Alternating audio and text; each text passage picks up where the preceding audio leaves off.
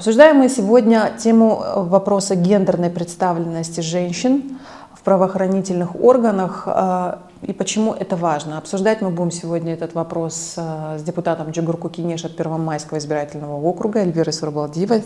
Эльвира Джергалубековна, спасибо за то, что откликнулись на наше приглашение и готовы обсудить этот вопрос. В первую очередь для меня очень важно задать вопрос, почему необходимо продвигать женщин в Кыргызстане. Вроде у нас как бы равные права. Ну, в законе о равных гарантиях равных прав и возможностей для мужчин и женщин, конечно же, прописано, что в каждой структуре, государственной структуре, ну и в частной подразумевается, да, формально должна быть представленность не менее 70% одного пола. Вот как в парламенте, почему говорят о 30% квоте, да?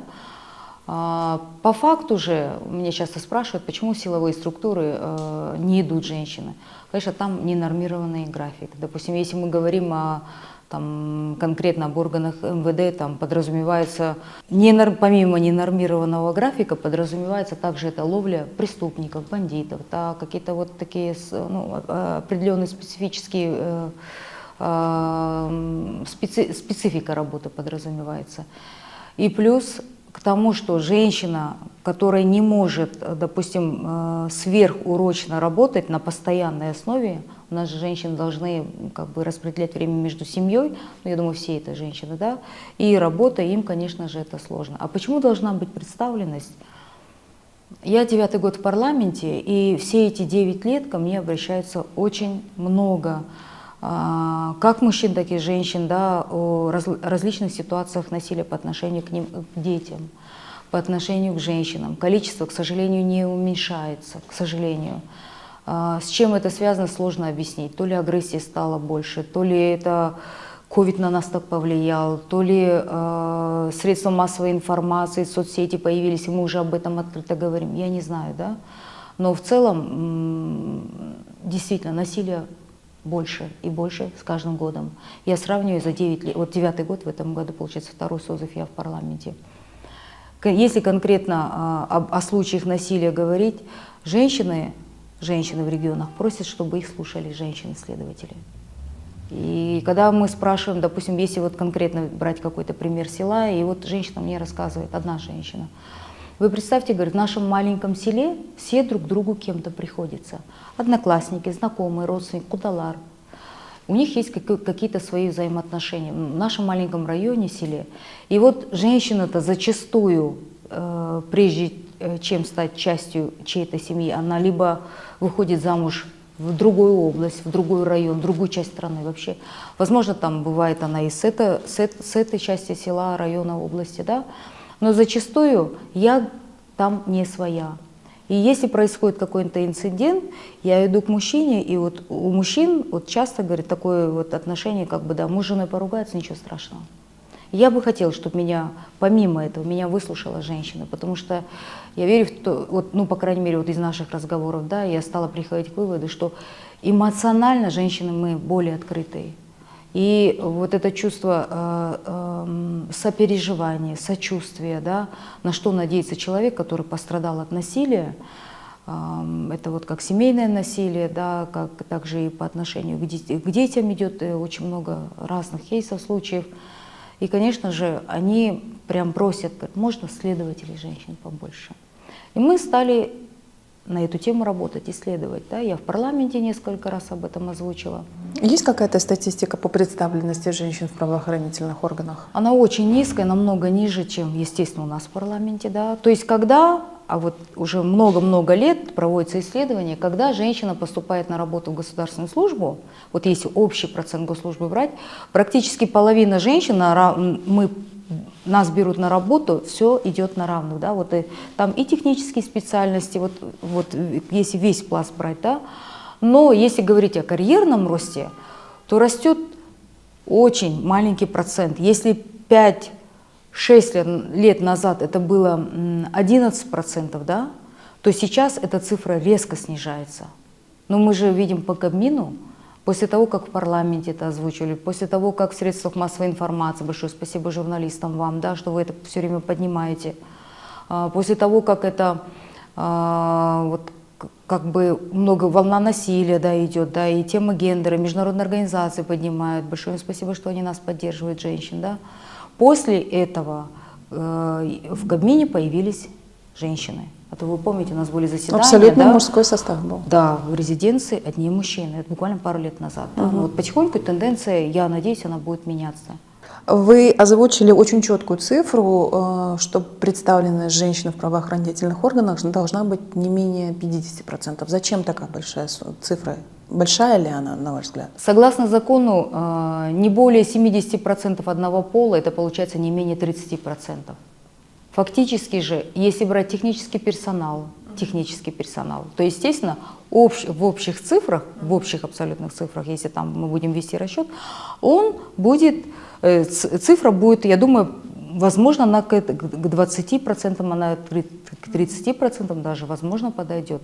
Но если мы будем говорить о конкретно работающих женщинах, милиционерах, заведующих, руководителей департаментов, ответственных, серьезных, департаментов, руководители, которые принимают решения, влияют на какие-то процессы, их будет намного меньше. То есть, я думаю, эта цифра до 10% даже не дойдет.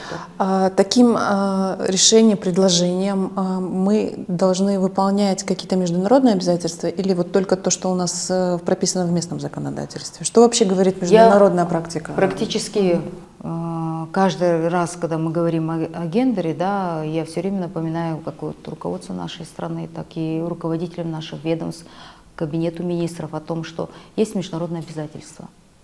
Мы берем очень-очень много кредитов и грантов. И когда часто вот сейчас буквально муссируется тема неправительственного сектора, НКО, да, это вот их часто называют люди, которые берут очень много грантов организаций, да, как-то пытаются вот хейтить на эту тему, да, фактически-то самый большой грантоед это государство.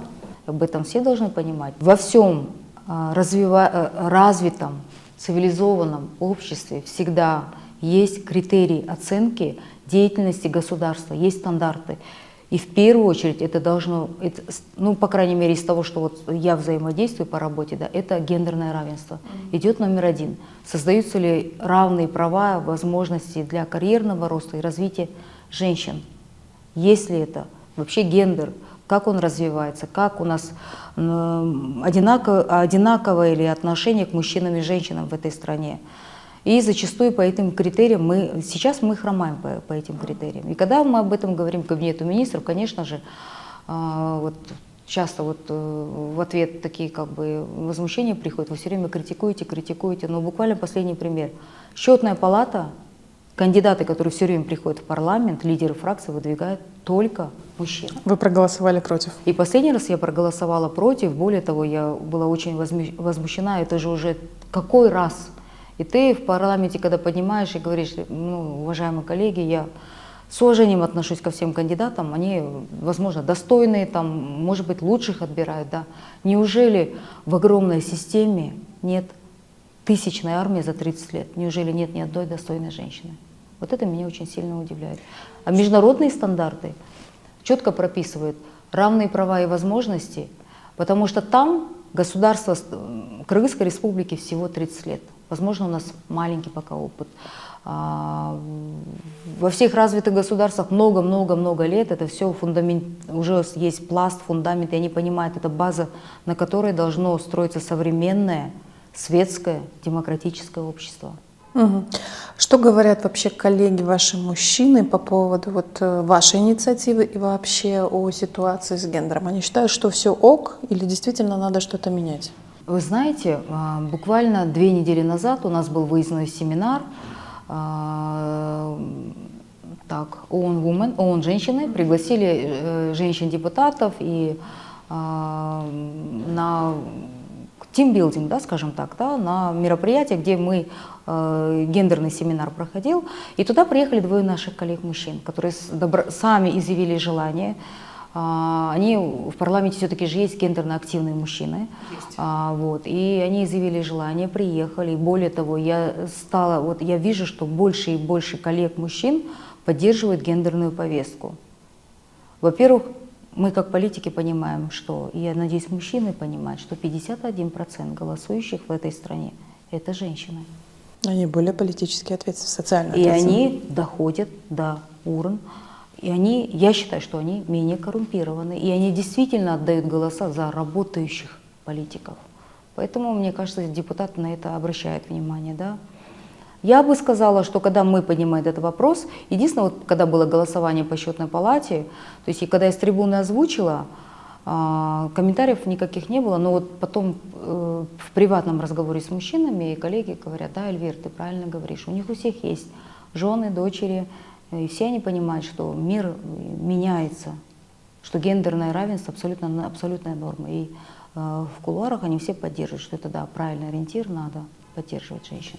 Какие законодательные вообще изменения понадобятся для того, чтобы вот переломить эту ситуацию в правоохранительных органах, в органах судебного департамента, возможно, повлиять как бы на другие сферы? Там, где не хватает, да. Да, Кыргызская республика одна из первых вообще, я думаю, на постсоветском пространстве, по крайней мере в Центральноазиатском регионе, одна из первых приняла закон о равных правах и возможностях.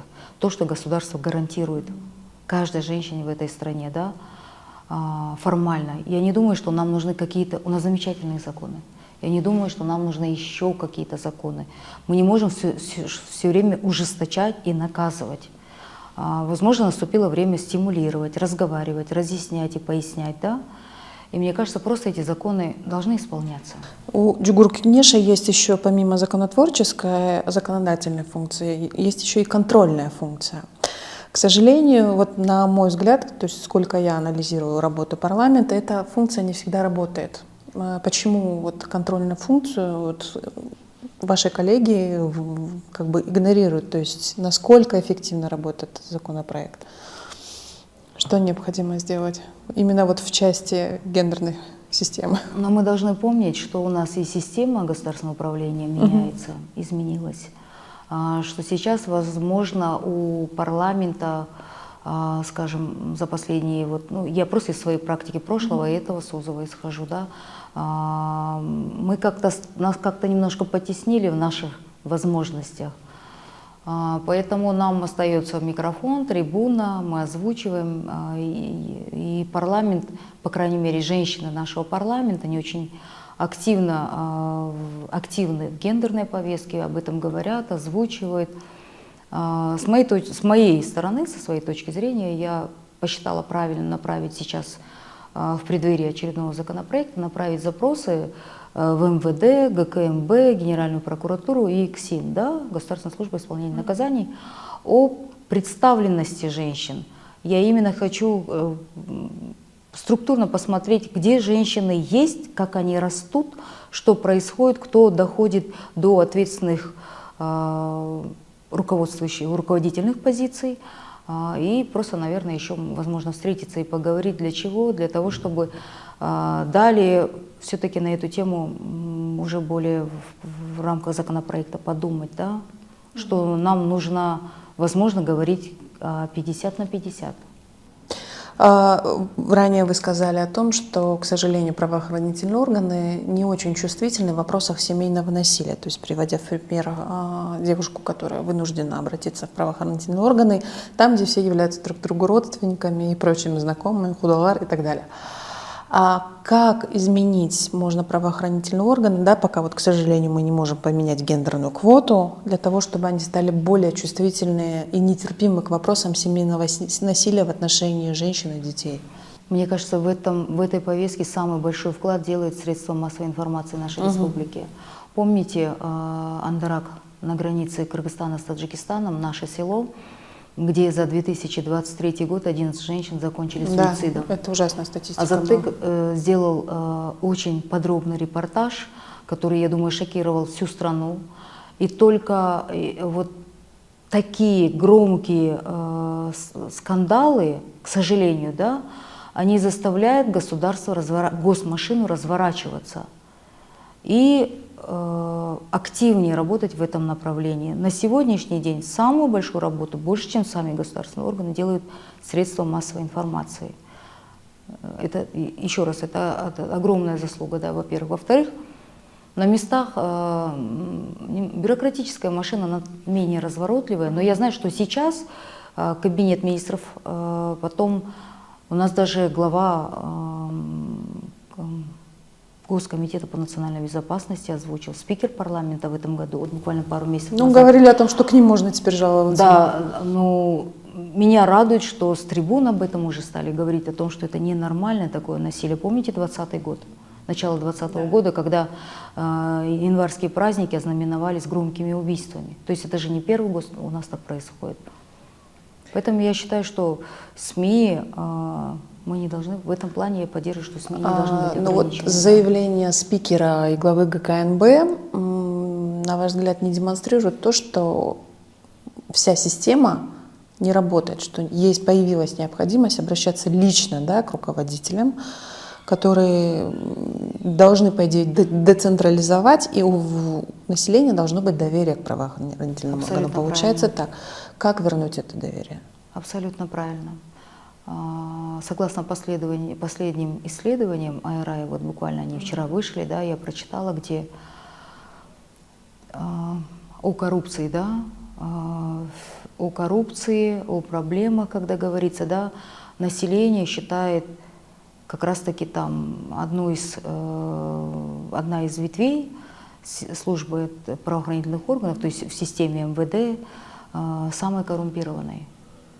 То есть население, я говорю, ну, если говорить о женщинах, значит очень низкий процент доверия, значит у ГКНБ более высокий процент доверия от населения, если они считают, что уже объявлять о том, что обращайтесь к нам. Но это неправильно, системно это неправильно. Каждый должен заниматься своими непосредственными обязанностями. И меня, например, вот как гражданина, как депутата, в первую очередь, да, и как женщину, меня эти призывы, они не очень обрадовали. Очень актуальный вопрос, и вы также его поднимали в парламенте, проблема женщин, разведенным женщинам, которым мужчины не выплачивают алименты. Этим вопросом занимается судебный департамент, судебные приставы, они должны взыскивать этих потеряшек, искать этих отцов. Да, но вы также сказали, что там также должно быть большее количество женщин. К сожалению, там представленность мужчин гораздо больше. В связи с чем это необходимо? Ну вот это я исхожу из обращения от граждан в мой адрес. Да? Вот, последний, по крайней мере, с трибуны озвученный мой кейс. Женщина ко мне обратилась, и два случая. Мужчина, злостный, прям вот злостный неплательщик, он игнорирует закон с помощью человека, с которым у него, видимо, какие-то свои хорошие взаимоотношения. Да? И вот она мне говорит, если бы были бы женщины в составе, да, возможно, женщина бы меня поняла. Вот как бы посыл был такой, что я не доверяю, потому что, мне кажется, они сговариваются, договариваются, там идет коррупция. Второй случай, он примерно вот тоже говорил о коррупции, там женщина говорила о коррупции, о том, что я не доверяю, я бы хотела, чтобы меня выслушала женщина. Но она, конечно, я когда с ней созвонилась, она плакала в трубку. И вот прям если бы там были женщины, может быть, она бы не позволила ему так надо мной издеваться. Вот ее фраза была буквально такая. И вы каждый раз эту фразу слышите, то есть в вопросах следствия, в вопросах там финансовых, да? Получается, эмоционально, ну, у нас же еще и как бы мы, мужчин, растим более закрытыми. И поэтому все эмоции, которые идут, да, и мужчина это воспринимает как вот какой-то вот, ну, такой, я не знаю, ну не то, чтобы даже как слабость, как-то он негативно со стороны мужчин воспринимается. Поэтому, наверное, жертвы и просят женщин. Ну вот вы И в парламенте, заметьте, такие обращения по насилию в отношении женщин озвучивают женщины, и обращения больше приходят к женщинам, не к мужчинам-депутатам, в большей степени. Это очень легко проверить. Какой характер обращений чаще всего у вас присутствует? Коррупция в судах. То, что женщины, вот последний случай с Сатель Нугубаевой, это прям, что должно произойти? Неужели женщину надо убить, изнасиловать, покалечить, изуродовать, много-много лет издеваться, насиловать и избегать наказания. И вот только после того, как средства массовой информации озвучили этот кейс, только после этого на эту женщину обратили внимание. Только после того, как ей отрезали уши, нос, и вот ее сестра, она за границей проживает, и вот она вот буквально на одной из встреч, вот я помню, где она высказывалась о том, что она, находясь в другой стране, взяла эту кампанию на себя. Но это же не ее, как родственница, да, как сестры, двоюродной сестры, но это же работа правоохранительных органов. И только после того, как резонансный кейс озвучивается в СМИ, после того, как об этом говорят с трибун парламента женщины-депутаты, и периодически, да, у нас есть гендерно чувствительные такие вот люди с сердцем депутаты, тоже у нас есть наши мужчины. Вот только после того, как с высоких трибун эта новость уходит в массы, тогда идет реакция. Это неправильно. Как снизить уровень семейного насилия в Кыргызстане? Какие инструменты у нас есть на руках и каких нам не хватает?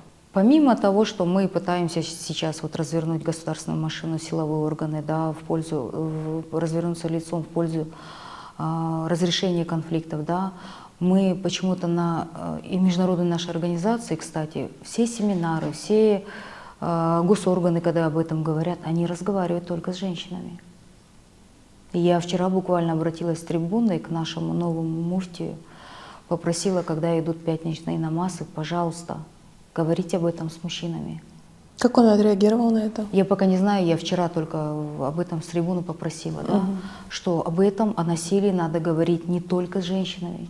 И в работе должны привлекаться как и мужчины, и женщины, но потенциально внимание мужчин же тоже надо привлекать. А у нас, если мужчина с женщиной ссорится, со стороны идет всегда такая реакция, что вот, ну, мол, как бы в семье, ну, мало ли что там бывает, да. Родственники не вмешиваются, если идут избиения женщин. Они все знают об этом. И когда вот в 2020 году вот эти кейсы об убийстве были, я тоже тогда выступала в парламенте, говорила о том, что куда смотрели родственники, вы же знали об этом, на вас тоже идет ответственность. Законодательно привлечь их невозможно, да, но родственники, вы знали, вы не забирали эту женщину, пока их не убили, да, вы слышали об этом, она в синяках ходит, избитая, и жалуются милиции, да, милиция не реагирует. То есть об этих кейсах в маленьких селах, в регионах все знают. Еще же есть жуткие случаи, вот вчера тоже я озвучивала в парламенте о том, что у нас есть центр равенства, общественный центр, да, где они помогают женщинам-инвалидам. И вот когда там озвучили случаи с девочками, которые в разных регионах, мало того, что они с ограниченными возможностями, да, они там, где их насиловали, их родственники, били, вот оскорбляли, мы, говорит, уже к оскорблениям привыкли. Но, говорит, нас бьют и насилуют, и нам некуда пожаловаться, мы не можем из этой комнаты выйти, мы зависим от этого узкого круга лиц. И вот этот фонд, центр, он просит, говорит, у нас даже нету реабилитационных центров конкретно для женщин-инвалидов, кризисных центров нет, у нас совсем другие возможности, и государство на нас не обращает внимания. И вот эти частные неправительственные организации, я вчера попросила тоже вице-премьер-министра, пожалуйста, сконцентрируйтесь, помогите. Ну, пока не знаю, какая будет реакция, но вот тоже вот часть этих проблем. Какие советы вы можете, там, 3-5 советов дать для женщин, которые пострадали от семейного насилия, что они должны сделать? Об этом нельзя замалчивать, об этом надо говорить. Что надо еще сделать? У нас женщины часто живут ради детей, но дети, которые вырастают в семье агрессии, насилия, конфликтов, они вырастут, они матери спасибо никогда не скажут. Это психологически, эмоционально, морально травмирующий климат. Дети вырастают, ребенок, который видит такой абьюз, он вырастает в очень тяжелой психологической обстановке. Я не думаю, что и психологи говорят, что они не бывают счастливыми. Это сильно отражается на психологии любого абсолютно человека. И в будущем у них проблемы с взаимоотношениями тоже происходят. Потом обязательно, я думаю, вовлекать в это родственников. ну, с учетом нашей ментальности, подключайте. Если есть мужчины, говорите, и, там, и не стесняться, и не замалчивать. И обязательно обращаться к правоохранительным органам. Если правоохранительные органы в течение месяца не реагируют на письменные ваши замечания, у нас есть 90 депутатов с каждого района, с каждой области. Есть электронное обращение, Электронная приемная. электронная приемная Каттар-Киджи, куда можно разослать письма 90 депутатам, запросы отправить, да, пожалуйста, отреагируйте. И обязательно, если милиция не реагирует, это скопировать это письмо, отправьте в Генеральную прокуратуру. В ГКМБ опять-таки. Ну, или в ГКМБ. Я даже не знаю, ну раз они сами уже как бы, да, обязались, озвучили об этом, да, просто нельзя об этом молчать, нельзя об этом молча сидеть и вот думать, что все уладится. Не доводите до кейса Сосель, который произошел. Никто не должен умирать из-за чьих-то каких-то психологических там особых там, ну, если у человека внутренние какие-то конфликты, и он кроме как на своей семье это выносит, может быть, этому человеку, этому мужчине может нужно помочь психологически, может нужна ему медицинская помощь. Вот как-то вот надо мыслить немножко вот в таком направлении, да. Ну, я думаю, все будет налаживаться, у нас женщины станут более просвещенными в этом вопросе. И спасибо большое за такую очень интересную беседу. Я напомню, что в гостях у нас был депутат Джугурку Кинеша Эльвира Сурбалдиева. Спасибо большое. Я со своей стороны с вами прощаюсь. Желаю всего самого доброго. Подписывайтесь на нас, мы есть везде. И помните, что «Кактус Медиа» любит вас.